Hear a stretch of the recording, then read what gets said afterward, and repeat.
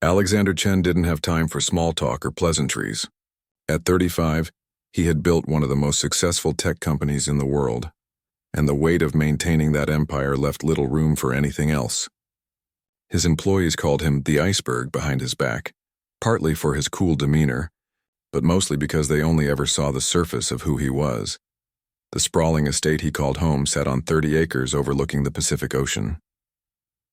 The place was too big for one person, but Alexander didn't buy it to fill it with people. He bought it for the quiet, for the distance it put between him and the rest of the world. The staff who maintained the property knew to stay out of his way, to work around his schedule, and to never, under any circumstances, disturb him unless the house was literally on fire. It was a Tuesday evening in late autumn when Alexander's private jet landed 3 hours ahead of schedule. A major deal in Singapore had wrapped up faster than expected, and for once he found himself with nothing urgent demanding his attention. His driver Wei picked him up from the airport. "Home early, sir?" Wei asked, helping with the luggage. "The Matsuda deal closed," Alexander replied, sliding into the back seat of the Bentley. "They accepted our terms without the usual back and forth." "Congratulations," Wei said with a nod, closing the door and moving to the driver's seat. Alexander leaned back against the leather seat and closed his eyes. For the first time in months, his mind wasn't racing through problems that needed solving or deals that needed closing. The silence felt foreign, almost uncomfortable. By the time they reached the estate, darkness had fallen. Alexander dismissed Wei for the evening and entered through the side door using his fingerprint. He expected the house to be quiet. Most of the staff left by 6, except for Mrs. Huerta, the house manager, who usually stayed until 8. But as he moved through the dimly lit corridor toward his study, he heard something unexpected. Music. Not the classical pieces that sometimes played through the house's sound system, but something more contemporary, with strong rhythmic beats that seemed to pulse through the walls. Alexander frowned. This was unusual. He followed the sound, moving past his study and toward the east wing, an area of the house he rarely visited. The music grew louder as he approached the old ballroom, a space included in the original mansion's design that he had never found a use for. The double doors were partially open, and light spilled out into the hallway. Alexander slowed his pace, irritation building at whoever had taken such liberties in his home. He moved silently to the door and peered inside. The sight that greeted him made him freeze. The vast room, with its polished wood floors and wall of windows overlooking the ocean, was mostly dark except for a few strategic lights. In the center of the space, a woman danced alone. Alexander recognized her instantly as the new housekeeper who had started a few months ago, Rosalie Diaz, if he remembered correctly. One of Mrs. Huerta's hires, but in this moment, she looked nothing like a housekeeper.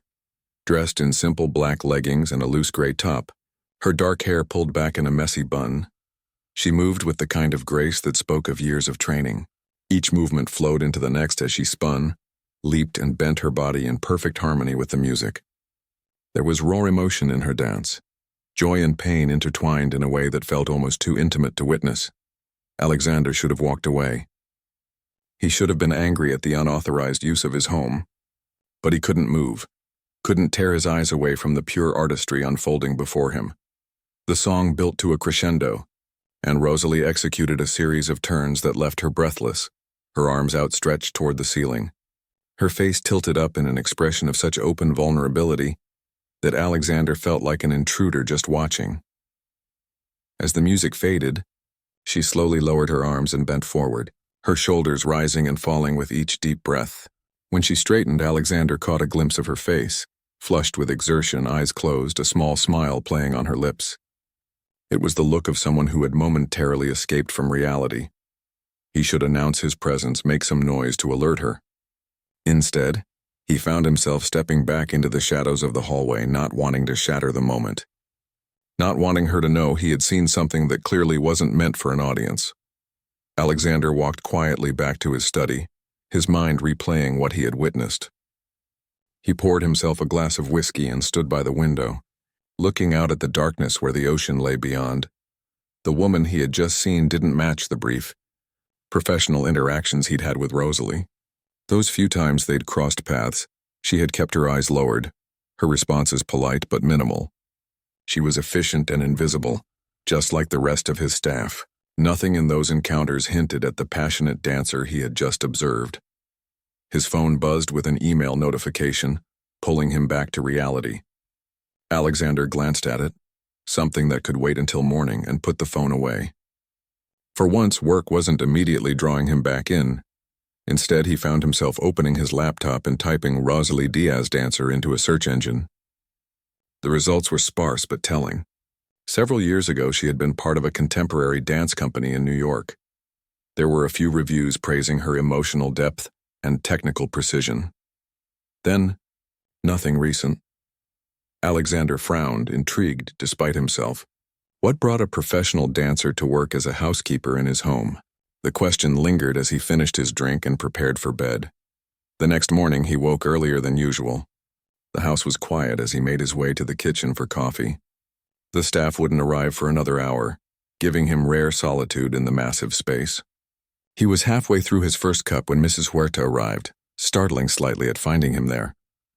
"Mr. Chen, I didn't expect you back until later today," she said, quickly composing herself. "The meeting concluded early," he replied. Then, aiming for casualness, he added, "Mrs. Huerta, tell me about Rosalie Diaz." The house manager looked surprised by the question. "Rosalie? She's been with us for about 3 months now. Very hardworking, thorough. Is there a problem with her work?" "No, nothing like that," Alexander said, sipping his coffee. "I'm just curious about her background. Her file mentioned previous employment?" Mrs. Huerta nodded. "Yes, she worked for the Thornton family in San Francisco before coming here. Excellent references. Before that, I believe she was in New York." "As a dancer," Alexander said, watching Mrs. Huerta's reaction. Her eyebrows rose slightly. "Yes, that's right. She mentioned dance experience during her interview. I didn't realize you knew that detail." Alexander waved a hand dismissively. "Just making conversation. She seems overqualified for housekeeping." Mrs. Huerta hesitated. "Between us, sir, I believe she had some kind of injury. She didn't elaborate, but I got the impression her dance career ended unexpectedly. She seemed grateful for the position here." This information settled in Alexander's mind, adding another layer to the mystery of the woman he'd seen last night. An injured dancer working as a housekeeper in his home. There was more to the story, he was certain. Throughout the day, as Alexander caught up on work in his home office, his thoughts kept drifting back to Rosalie's dance. The way she had moved with such freedom and passion was so at odds with the carefully controlled world he had built around himself. When was the last time he had done anything purely for the joy of it? Later that afternoon, he found himself walking by the East Wing again. The ballroom was empty now. No trace of what had happened there the night before.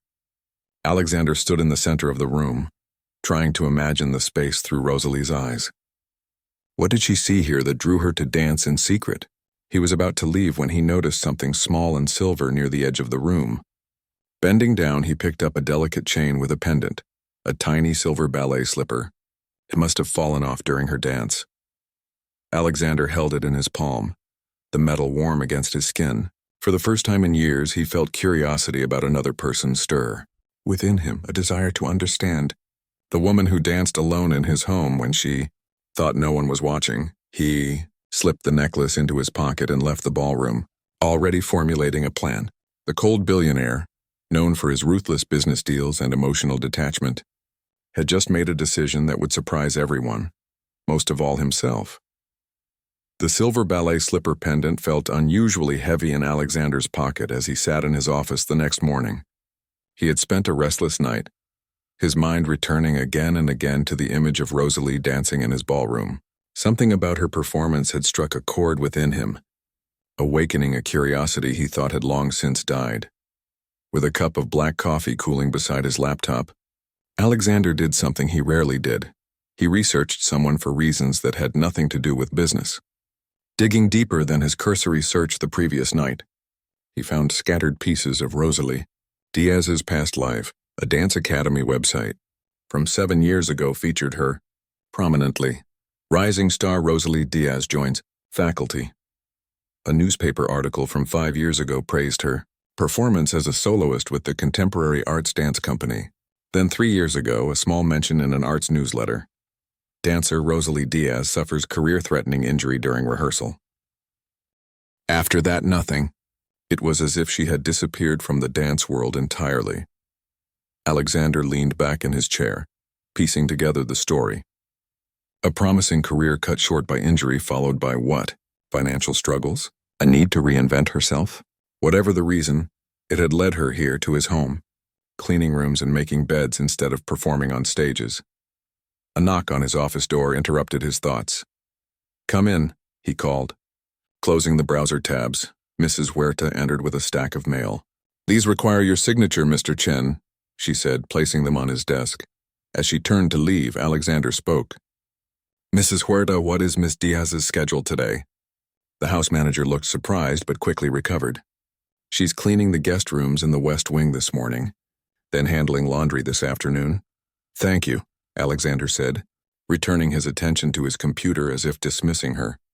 Mrs. Huerta hesitated. "Is everything all right with her work, sir?" "Everything is fine," he replied, not looking up. "That will be all."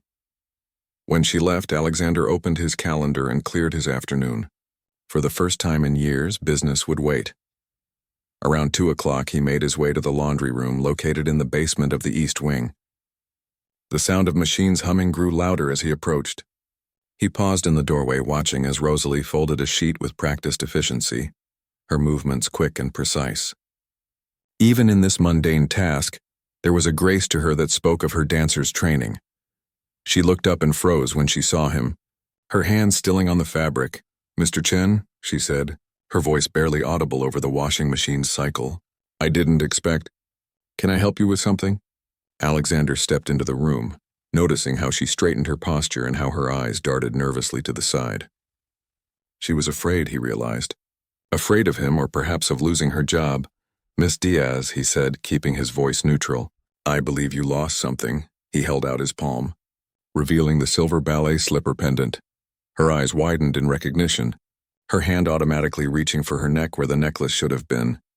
"My pendant," she breathed. "I didn't realize." "Where did you find it?" "In the ballroom," Alexander said simply, watching her reaction. Color drained from Rosalie's face. "The ballroom," she repeated, understanding the implication. "Mr. Chen, I can explain. I know I shouldn't have been there." It was unprofessional and he raised a hand to stop her.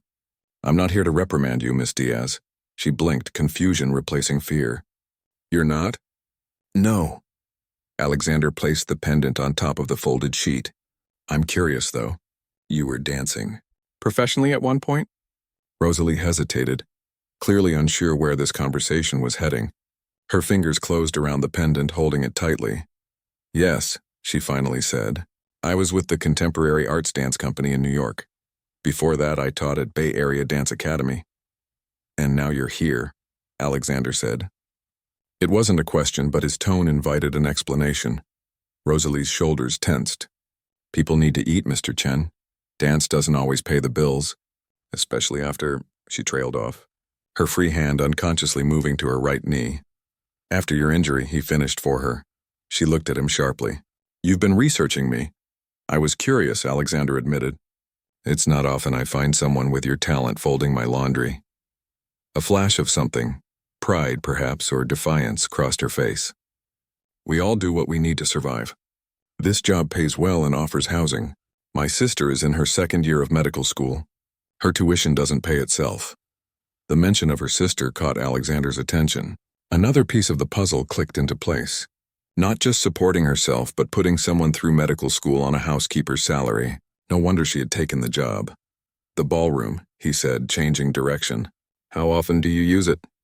Rosalie's fingers twisted the pendant's chain nervously. "Just occasionally after hours when I thought no one would notice."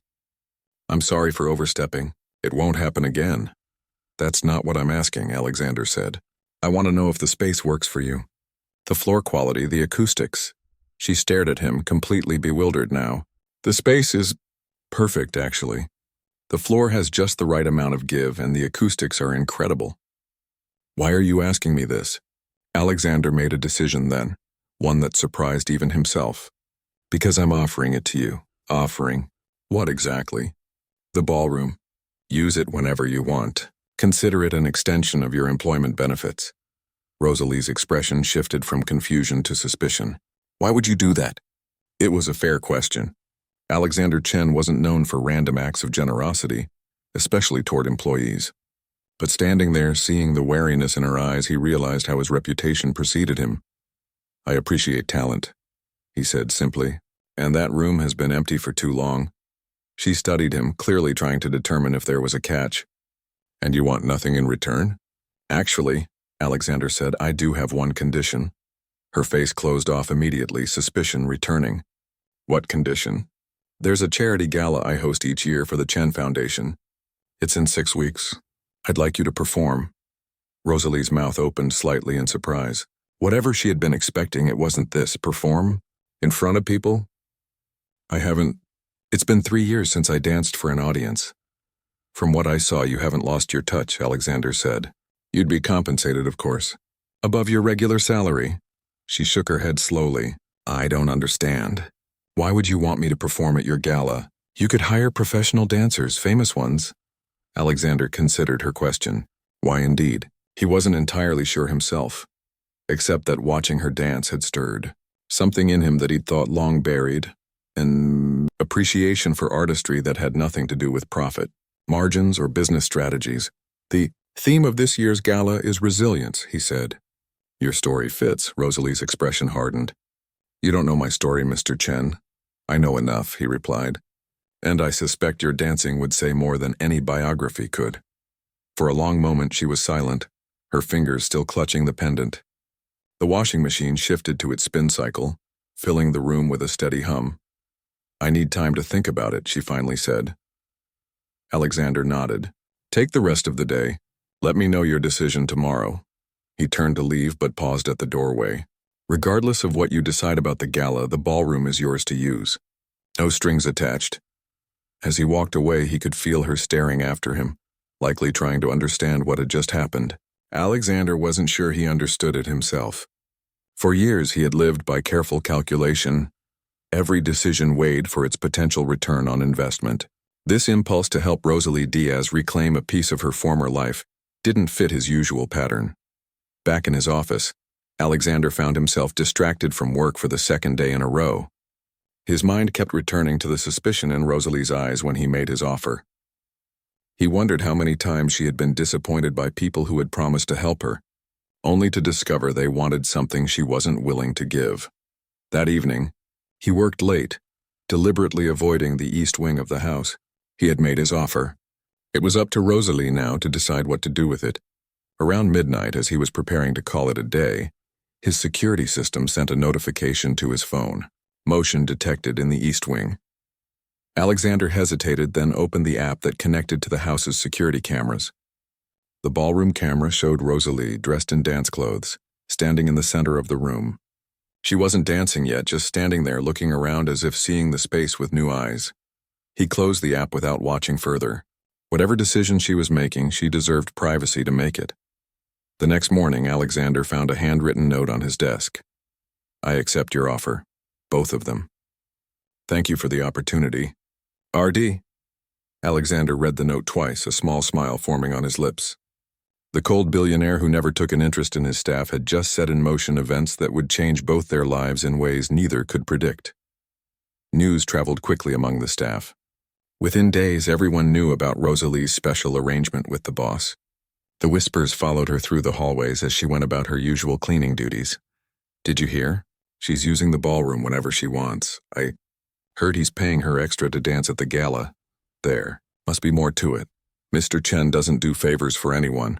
Rosalie ignored the gossip and focused on her work. Mrs. Huerta had adjusted her schedule, reducing her housekeeping hours to give her time to prepare for the gala performance. The change was both a blessing and a terrifying challenge. After 3 years away from the stage, Rosalie wasn't sure if she still had what it took to perform in front of the elite crowd that would attend Alexander Chen's charity event. Every evening after dinner, she made her way to the ballroom. The first few sessions were tentative, her body remembering movements but lacking the confidence she once had.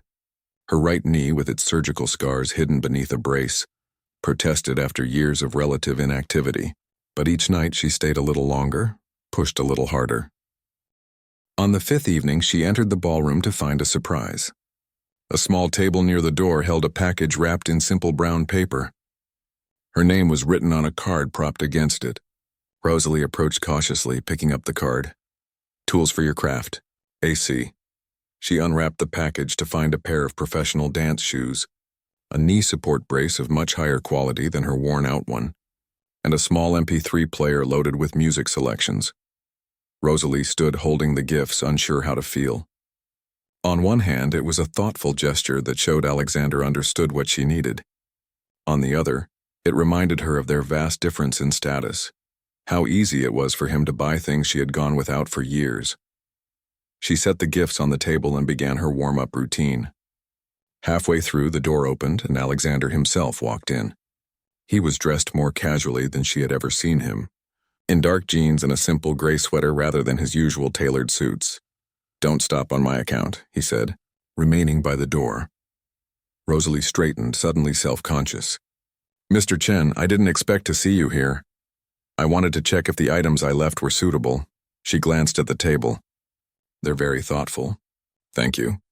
But you didn't need to—" "I know I didn't need to," he interrupted. "I wanted to." An awkward silence fell between them. Rosalie had spent months working in his house, yet this was the first real conversation they'd had beyond her accepting his offer. "Have you decided what you'll perform for the gala?" Alexander asked, breaking the silence. Rosalie tucked a strand of hair behind her ear. "I've been working on something, yes. It's not ready yet. May I see what you have so far?" The request caught her off guard. Dancing for an audience of wealthy strangers at a future date was one thing. Dancing now alone for the man who signed her paychecks was another matter entirely. "It's very rough," she warned. "I'm not a dance critic," Alexander said, a hint of amusement in his voice. "Just a curious sponsor." Rosalie took a deep breath and nodded. "All right." She walked over to the MP3 player, selected a track, and positioned herself in the center of the room. As the music began, a haunting piano piece, she closed her eyes and let herself become lost in the movement. The choreography she had been developing told the story of her journey, the joy of dance, the devastating injury, the struggle to redefine herself, and finally the return to what she loved. It was intensely personal, her body expressing what words could not. When the music ended, Rosalie opened her eyes, her chest rising and falling with exertion. Alexander stood exactly where she had left him, his expression unreadable. "Well?" she asked, suddenly nervous in the silence. "It's powerful," he said simply. "Raw. Honest. But not polished," she filled in. "It doesn't need to be overly polished." Alexander stepped further into the room. The people at these galas see perfect performances all the time. What they rarely see is something genuine. Rosalie wiped sweat from her forehead with the back of her hand. "I'm not sure I know how to do anything else. That's exactly why I wanted you to perform." Alexander walked slowly around the perimeter of the room, his eyes taking in the space. "The theme is resilience for a reason.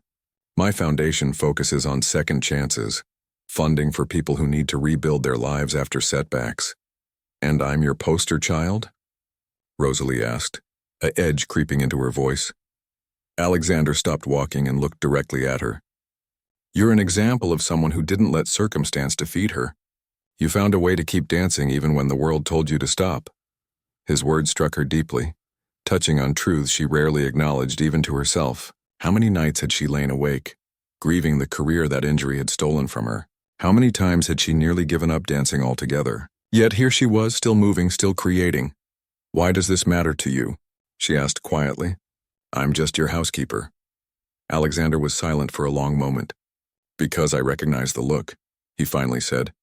"The one you had when you were dancing that first night when you thought no one was watching. It's the look of someone who's found their purpose, and you know that look because I've spent the last 15 years chasing it." He walked to the window, looking out at the darkened grounds. "I built my company from nothing, worked 100-hour weeks, made billions, and I still find myself standing in empty rooms at night wondering if any of it matters." The confession stunned Rosalie. This wasn't the cold, calculating billionaire the media portrayed or the distant employer she had known for months. This was someone surprisingly human. "I should get back to practice," she said, unsure how to respond to his unexpected vulnerability. Alexander nodded, his usual composure returning. Of course. There's one more thing. I've arranged for a studio space in the city. It's yours to use during the day when you're not working here. Rosalie stared at him. A studio? What do you mean it's mine to use? Exactly what I said. I bought a small dance studio that was going out of business. You can teach there, practice there, whatever you want. Consider it part of your compensation for the gala performance. That's too much, Rosalie said, shaking her head. Way too much for one performance. Not if you continue teaching afterward, Alexander said. The foundation needs instructors for its youth program. Dance therapy for kids who've been through trauma. The studio would be perfect for that. Rosalie's mind raced, trying to process what he was offering. Not just a one-time performance, but a path back to teaching dance professionally. A chance to use her training again to make a difference. Why me? She asked. You could hire professional dance therapists. I could, Alexander agreed. But they wouldn't have your story. Your understanding of loss and recovery. He checked his watch. Think about it. There's no pressure to decide now. He turned to leave, but Rosalie called after him. Mr. Chen. He paused at the door. Thank you for the dance shoes. And the knee brace. They're exactly what I needed. A hint of a smile crossed his face. You're welcome, Miss Diaz. After he left, Rosalie stood in the center of the ballroom, possibilities spinning through her mind. Was this really happening? Just days ago, she had been a housekeeper with a secret dance practice. Now she was preparing for a gala performance and being offered her own studio. It seemed too good to be true, which made her wary. In her experience, when things seemed too good to be true, they usually were. What did Alexander Chen really want from her? Was this all an elaborate way to gain her trust for some other purpose? Yet as she resumed her practice, trying out the new shoes, feeling the support of the professional brace around her knee, she couldn't deny the rightness of being here, doing this. Dancing had always been her truth, her voice. If Alexander Chen was offering her a way back to that life, did his motives really matter? Over the next 2 weeks, Rosalie split her time between her housekeeping duties and preparing for the performance. True to his word, Alexander had a car take her to the studio in the city 3 times a week. The space was small but perfect. Sprung floors, mirrors, good sound system, even a small office. The first time she walked in, she found another note from him on the reception desk. Make it yours. AC, and slowly she did. She brought in plants, hung curtains, created a space that felt like a sanctuary. She even put a small sign on the door. Second Chance Dance Studio, coming soon. At the estate, the staff's whispers evolved from suspicion to wonder. The ice-cold boss, who never noticed any of them, was now occasionally seen watching Rosalie's rehearsals, offering suggestions about lighting and stage setup for the gala. Once Mrs. Huerta even caught him smiling, an event so rare she mentioned it to the cook in hushed, amazed tones. Something was changing in the Chen household. Something that had begun with a billionaire spotting his maid dancing, and was growing into something no one could have predicted, least of all Rosalie and Alexander themselves. 3 weeks before the gala, Rosalie received a call from her sister Lucia. It was nearly midnight, but Rosalie answered immediately, knowing Lucia only called this late if something was wrong. Hey, what's up? Rosalie asked, sitting on the edge of her bed in the staff quarters. I failed my anatomy exam. Lucia's voice cracked. Professor Wilkins says I might not pass the semester if I don't ace the final. I've been trying so hard, but with my part-time job and everything else. I'm so tired, Rose. Rosalie's heart sank. Her sister had worked too hard to get into medical school to falter now. Listen to me. You're not giving up. We didn't come this far for you to quit now. But the money, don't worry about money, Rosalie interrupted. Quit that coffee shop job. Focus on studying. How will we pay for next semester? Your housekeeping job barely covers this one. Rosalie looked around her small room, thinking of the dance studio in the city, the upcoming gala performance. Things are changing, Lou. I might have new opportunities soon. Just trust me, okay? Focus on that final. After hanging up, Rosalie couldn't sleep. Her sister's struggle weighed heavily on her mind. Everything she did, the housekeeping, the saving, the sacrifices, was to ensure Lucia could become the doctor she'd dreamed of being since childhood. Now, just as Rosalie's own dreams were potentially reviving, her sister was faltering. The next morning, Rosalie went through her duties mechanically, her mind elsewhere. As she dusted the library shelves, Alexander walked in, a rare occurrence during her working hours. Miss Diaz, he greeted her. How are the preparations coming along? Fine, thank you, she replied, continuing to dust. Alexander watched her for a moment. You seem distracted today. Rosalie paused, surprised by his observation. She hadn't expected him to notice, much less comment on her mood. Family matters, she said vaguely. Nothing that affects my work. Your sister? He asked. Rosalie looked at him sharply. How did you know about my sister? You mentioned her before. Medical school, if I recall correctly. She was surprised he remembered such a detail from their brief conversations. Yes, she's struggling right now. The pressure of school, working part-time? It's a lot. Alexander nodded thoughtfully. Education should be the focus for a medical student, not juggling jobs. Well, not everyone has a trust fund, Rosalie said, then immediately regretted her tone. I'm sorry. That was unprofessional. To her surprise, Alexander's lips twitched in what might have been the beginning of a smile. It was honest. I appreciate honesty more than politeness. He moved to the window, looking out at the garden. The foundation has a scholarship program for medical students. It covers tuition and provides a living stipend. Rosalie froze, feather duster in hand. What are you saying? I'm saying your sister could apply. The next cycle starts in January. And you think she'd get it? Just like that? Rosalie couldn't keep the skepticism from her voice. Alexander turned to face her. The selection committee is independent. I don't influence their decisions. But candidates with clear financial need and strong academic potential are exactly who they look for. Rosalie placed the duster on a shelf, trying to process this information. Why are you telling me this? Because you value your sister's education enough to put your own dreams aside. That kind of dedication deserves support. His words hung in the air between them. Rosalie didn't know how to respond. Every interaction with Alexander Chen seemed to challenge her understanding of who he was. I'll send you the application information, he said, filling the silence. Whether she applies is up to her, of course. Thank you, Rosalie said quietly. I'll tell her about it. Alexander nodded and headed toward the door, then paused. By the way, I've invited some key foundation donors to watch your rehearsal tomorrow evening. Is that acceptable?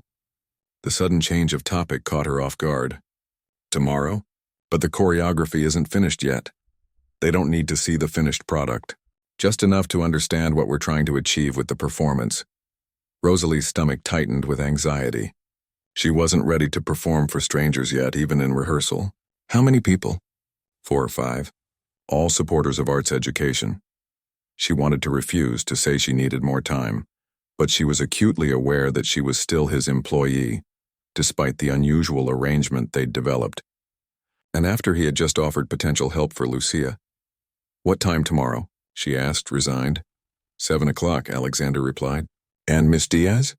They'll love your work. I already do.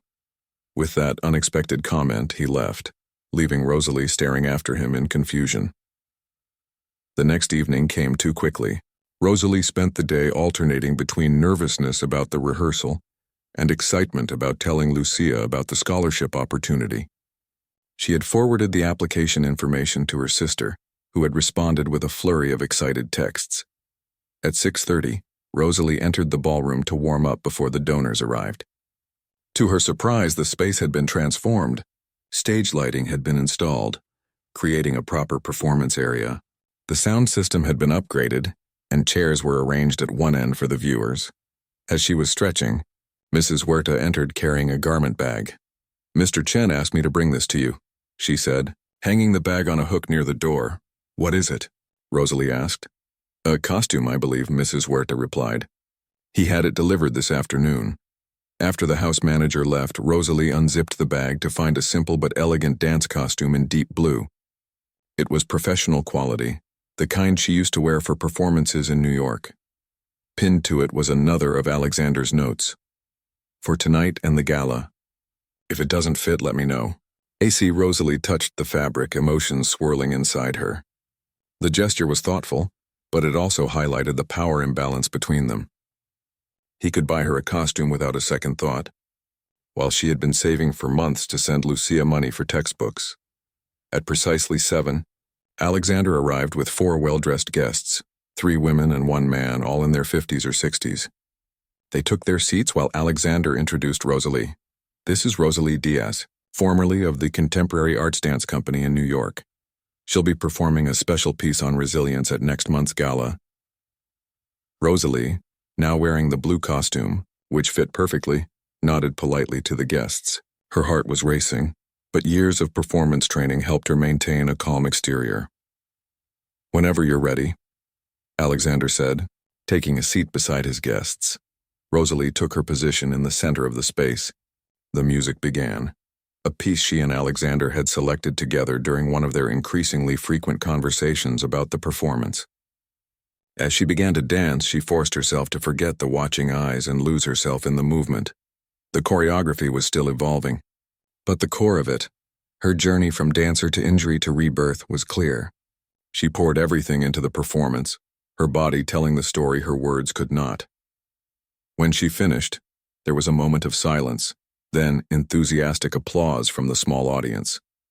The older man wiped a tear from his eye, and one of the women was nodding emphatically.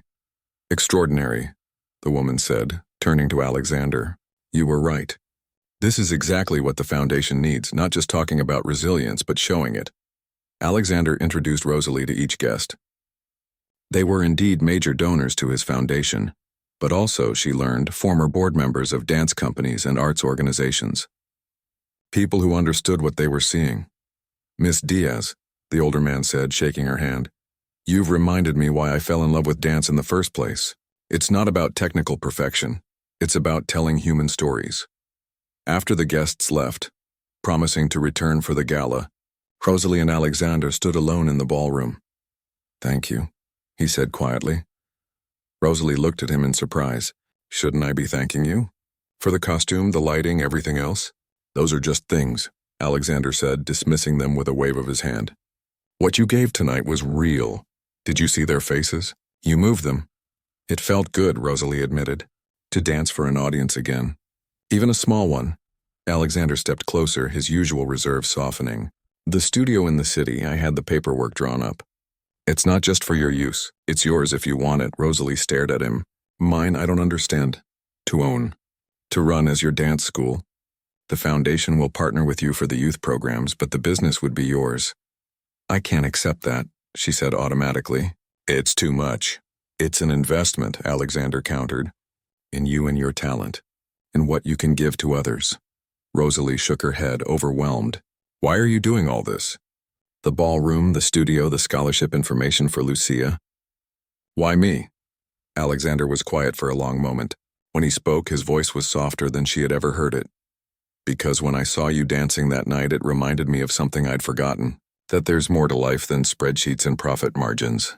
That beauty and passion still matter." He met her eyes. "You woke something up in me, Miss Diaz. I'm just returning the favor." The air between them seemed to thicken. Rosalie was suddenly aware of how close they were standing, how unusual it was to see vulnerability in his normally guarded expression. "I should go," she said, stepping back. "It's getting late." Alexander nodded, his professional demeanor returning. "Of course. The car will take you to the city studio tomorrow as usual." As Rosalie gathered her things, she felt his eyes on her. Something was shifting between them. Employer and employee, benefactor and recipient. Two people with broken pieces finding unexpected connections. She wasn't sure what to call it yet, or whether to trust it. But for the first time in years, Rosalie felt like she was dancing towards something, not away from her past. And somehow the cold billionaire who had spotted her dancing that night was becoming an essential part of her future. The night of the gala arrived with a mixture of excitement and nervous energy flowing. Through the Chen estate, staff members hurried through the hallways, making last-minute preparations for the 500 guests who would soon arrive. Florists arranged elaborate centerpieces in the grand reception hall, while caterers prepared trays of hors d'oeuvres in the kitchen. Rosalie stood in a small room adjacent to the ballroom that had been converted into a makeshift dressing area. Her hands trembled slightly as she applied her stage makeup. After years away from performing, the familiar pre-show jitters had returned in full force. A soft knock on the door interrupted her thoughts. "Come in," she called, expecting Mrs. Huerta with another update on the evening's schedule. Instead, Lucia walked in, looking elegant in a simple black dress. "Lou." Rosalie jumped up to embrace her sister. "What are you doing here?" "I thought you had exams," Lucia grinned. "My anatomy final was yesterday. I aced it, by the way. That's amazing. But how did you— Your boss sent a car for me, Lucia explained. First-class treatment all the way. The driver picked me up from campus this morning. She looked around the lavish room. Speaking of your boss, this place is unreal. You've been cleaning this mansion for months? Why didn't you tell me it was like this? Rosalie sat back down at the vanity. Would you have believed me? Probably not, Lucia admitted. She perched on the edge of a nearby chair. So what's really going on, Rose? 1 minute you're a housekeeper, the next you're performing at a Billionaire's charity gala and he's flying me in to watch? And don't think I didn't notice the scholarship application he sent. It's like something from a movie. Rosalie met her sister's eyes in the mirror. Honestly, I'm still trying to figure it out myself. He saw me dancing when I thought no one was watching and everything changed. Changed how? Lucia asked, her expression turning serious. Rose, is he expecting something from you? Because no matter how rich he is, it's not like that, Rosalie interrupted. He's different than I thought, than anyone thinks, really. Lucia looked skeptical. Men like him don't do things without expecting something in return. Maybe. But I think what he wants is just to see someone reclaim what they love. To believe second chances are possible. Rosalie applied a final touch of blush, because he needs to believe it's possible for himself too. Before Lucia could respond, another knock came at the door. This time it was Alexander himself, dressed in an impeccable tuxedo, his usually stern expression softened somehow. Miss Diaz, he said, then noticing Lucia. And you must be Lucia. Welcome to my home. Lucia stood, extending her hand. Thank you for arranging my trip, Mr. Chen, and for the scholarship information. Have you decided whether to apply? He asked. I submitted the application yesterday, Lucia said, but I want to be clear. I don't expect special treatment. A hint of approval flashed in Alexander's eyes. The selection committee values independence and determination. You'll fit right in. He turned to Rosalie. The guests are arriving. Your performance will begin in 45 minutes. Is there anything you need? Rosalie shook her head. I'm ready. The ballroom is prepared according to your specifications. The lighting, the music, everything just as we discussed. He paused. I wanted to give you something before the performance. From his pocket he withdrew a small box and handed it to her. Rosalie opened it to find a silver chain with a pendant. Not a replacement for her ballet slipper, but something new. It was a small, delicate phoenix crafted in silver and gold. For your rebirth, Alexander said simply. No obligation to wear it. Just a token of appreciation for what you've brought to this house. The gesture left Rosalie speechless. She lifted the necklace from the box, the metal catching the light. It's beautiful, she said finally. Thank you. I'll leave you to finish preparing, Alexander said. Lucia, would you like a tour of the estate before the gala begins in earnest? As they left, Lucia gave Rosalie a meaningful look that clearly said, We'll talk about this later. Alone again, Rosalie fastened the phoenix pendant around her neck. It rested just above the neckline of her costume. The blue one Alexander had given her, now altered slightly for the performance. She took a deep breath, centered herself, and began her final warm-up. By the time Mrs. Huerta came to escort her to the ballroom, Rosalie felt ready. The nervousness had transformed into the focused energy she remembered from her professional days. The ballroom had been completely transformed. The usual furniture was gone, replaced by rows of chairs for the guests. A proper stage had been constructed at one end, with professional lighting and sound equipment. It looked like a legitimate theater space rather than a room in someone's home. Rosalie peeked through a gap in the curtains. The room was filled with elegantly dressed people, business leaders, celebrities, politicians, all gathered for Alexander's annual charity gala. She spotted him moving through the crowd, greeting guests with practiced ease, though she noticed his smile never quite reached his eyes. The public Alexander Chen was back, the cold, controlled billionaire, not the man who had shared vulnerable moments with her in this very room.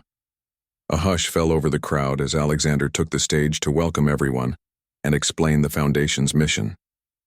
His voice carried clearly through the professional sound system.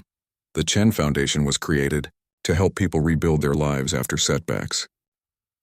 To find second chances when the world has written them off, he said.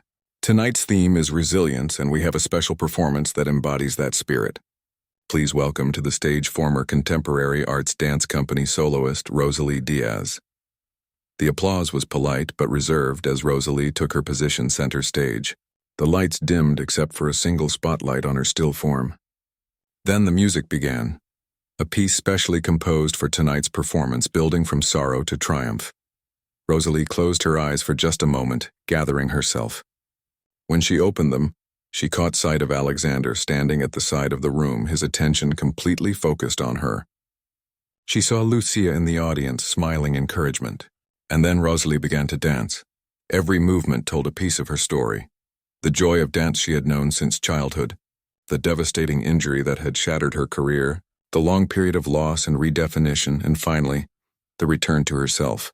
Her body spoke what words could not, raw emotion translated into physical form. As the music reached its climax, Rosalie executed a series of movements that would have been impossible for her just weeks ago. Her strengthened knee held firm as she spun and leaped across the stage, the phoenix pendant catching the light with each turn. When she struck her final pose, there was a moment of complete silence. Then the room erupted in applause. People rose to their feet, some wiping away tears. Lucia was beaming, clapping wildly. But it was Alexander's face Rosalie sought in the crowd. She found him still standing where he had been, applauding with genuine emotion in his usually guarded eyes. Rosalie took her bow and exited the stage to continued applause. In the wings, Alexander was waiting for her, holding a bouquet of wildflowers, not roses or lilies, but the kind of natural, untamed blooms that matched the spirit of her dance. That was, he began, then shook his head, seemingly at a loss for words. There isn't language for what that was. Rosalie accepted the flowers, breathless from the performance. Thank you for making it possible. You did the hard part, he said. I just provided the space. Before she could respond, a group of guests approached, eager to meet the performer who had moved them so deeply. For the next hour, Rosalie found herself surrounded by people asking about her background, her training, and most importantly, her plans for the future. Miss Diaz will be opening Second Chance Dance Studio next month, Alexander told them, stepping naturally into the conversation. It will offer classes for all ages, with special programs for those recovering from injuries and trauma. Each time he introduced her to someone new, he spoke of her as a colleague, a partner in the foundation's work, never as his employee. The distinction wasn't lost on Rosalie, or on the household staff who observed the interactions with fascination. Later, as the gala was winding down, Rosalie found a quiet moment with Alexander on the terrace overlooking the ocean. You should know, he said. The foundation board voted unanimously to fund your studio for the next 3 years. Not just the space, but your salary, additional instructors, everything needed to make it succeed. Rosalie leaned against the stone balustrade, taking in the news. That's incredibly generous. It's not generosity. It's recognition of value. Alexander turned to face her. What you did tonight changed people. I've seen those donors write checks for millions without blinking, but I've never seen them cry. Your performance did that. The night air was cool against Rosalie's skin. She touched the phoenix pendant at her throat. I've been thinking about what happens next, she said. With my position here, Alexander nodded. As have I. It seems clear you should focus on the studio. Your talents are wasted changing sheets and dusting shelves. So I'd be leaving, Rosalie said, testing the idea aloud. Leaving the housekeeping position, Alexander clarified. Not necessarily leaving altogether. Their eyes met, the implication of his words hanging between them. What exactly are you suggesting, Mr. Chen? Rosalie asked quietly. Alexander, he corrected her. And I'm suggesting that whatever this is between us, I'd like to explore it, without the complications of employer and employee. Rosalie studied his face, the face that had once seemed so cold and distant to her. Now she could see the humanity there, the loneliness, the hope. I'd like that too, she said finally. Alexander. His hand found hers on the balustrade, their fingers intertwining. Below them, the last guests were departing, unaware of the moment unfolding above them on the terrace. You know, Rosalie said, when you first saw me dancing, I was terrified I'd lose my job. Alexander smiled, a real smile that reached his eyes. And I thought I'd found a trespasser.